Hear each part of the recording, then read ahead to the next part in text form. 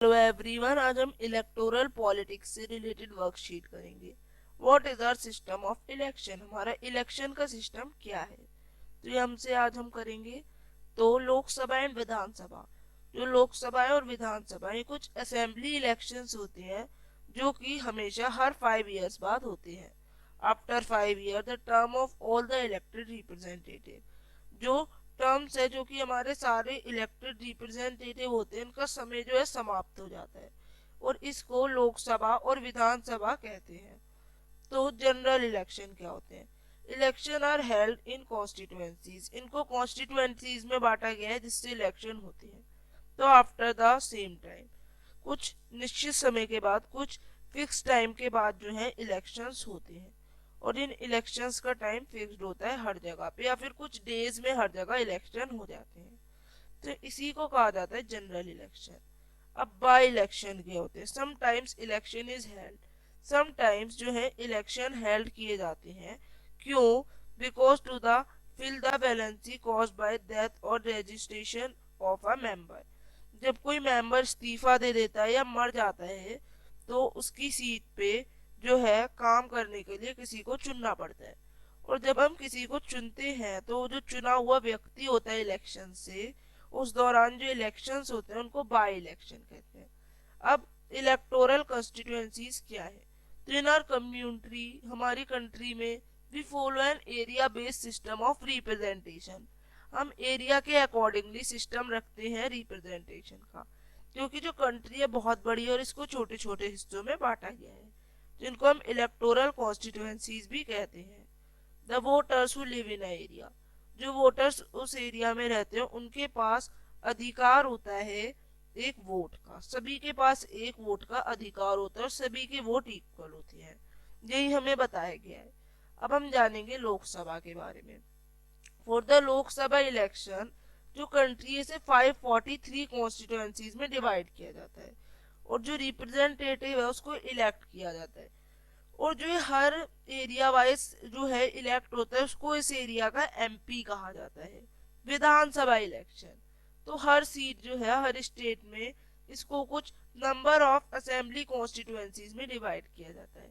इस केस में क्या होता है, जो इलेक्टेड रिप्रेजेंटेटिव होता है उसको हम एमएलए कहते हैं। तो हर पार्लियामेंट्री कॉन्स्टिट्यूएंसी में कुछ एमएलए होते हैं। पंचायत और म्युनिसिपल इलेक्शंस, तो ये एक वार्ड के अकॉर्डिंग होते हैं, यानी विलेज और टाउन में होते हैं और इनको हम कॉन्स्टिट्यूएंसीज कहते हैं। तो जो हर वार्ड होता है वहां से एक मेंबर को इलेक्ट किया जाता है, उस मेंबर को हम वन मेंबर ऑफ विलेज या फिर urban लोकल बॉडी कहते हैं।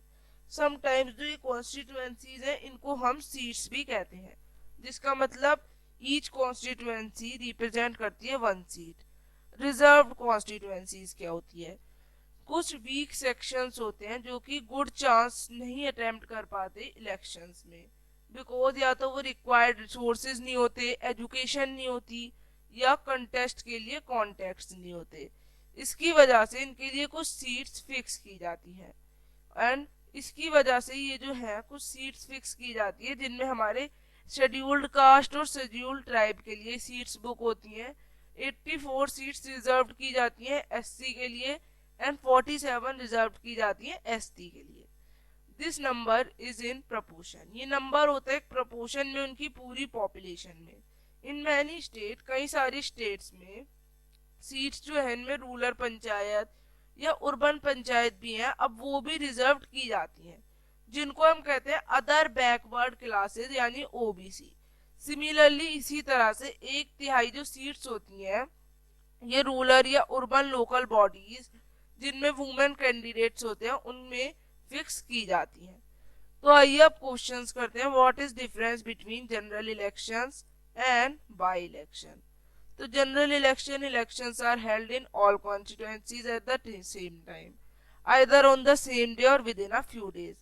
But by-election happen when to fill the vacancy of the member caused by death or registration of a member. अब डिफरेंस बताना है एमएलए और एमपी में। MLA is the elected member of the legislative assembly who represent people of the specified constituency. MLAs are elected by voters, work at the state level. MP is nominated member of either of the two houses of parliament who work on behalf of the constituency, state or union territory. She is representing the whole state. So MP of local sabha are directly chosen by the public, but MLA of Rajya Sabha are indirectly chosen by member of legislative assembly.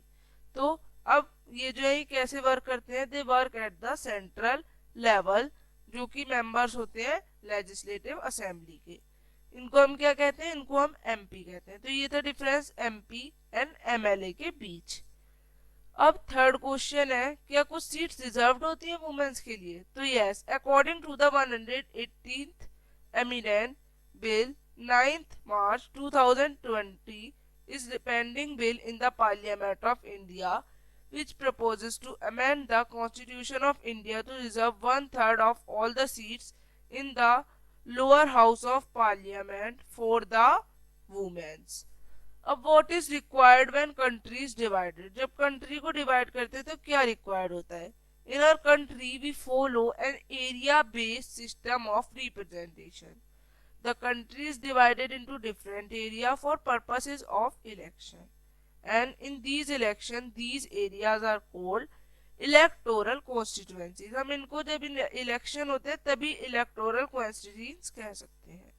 अब जो voter होता है उसमें एक representative का एक vote होता है, यानी एक वोटर का एक वोट होता है। तो सभी के जो वोट है ये सेम वैल्यू रखते हैं। तो इस तरह से आप ये वर्कशीट कर सकते हैं। अब हम मिलेंगे अगली वर्कशीट्स के संग, तब तक के लिए बाय एवरीवन। चैनल को लाइक, सब्सक्राइब एंड शेयर।